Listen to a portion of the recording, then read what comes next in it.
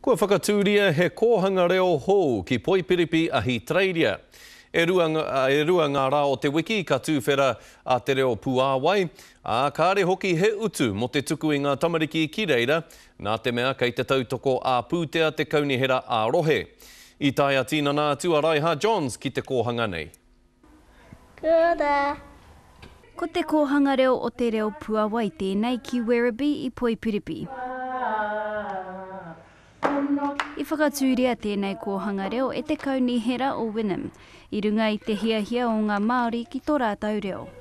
Ko ngā roto tātou reo i konei, te kaha maha o tātou iwi ki konei, nā, ka ngā roto reo. We thought it was a really good opportunity for families to come and learn about their language and their culture. Kua rua marama noiho tēnei kōhanga reo e whakahaerehia ana e nēni airihi. Ko te mateke, ka whakahaerehia tēnei kōhanga reo mo te rua rā i te wiki, i runga i te ture o Ahitereiria kia haere te tamaiti ki te kura ko hunga hunga, e pai ai tana uru atu ki te kura.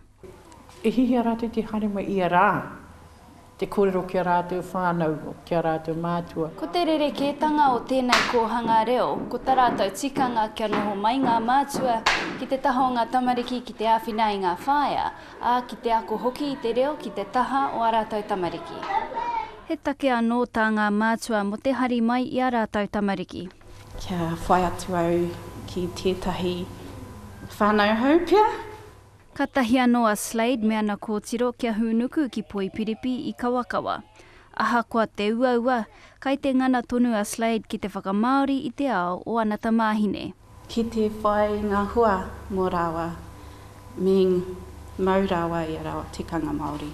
He mea tautoko na tēnei kōhanga reo e numa me te whānau o Waipareira hoki. Ko te wawata tonu kia whakahaerehia te kōhanga mo te roanga o te wiki.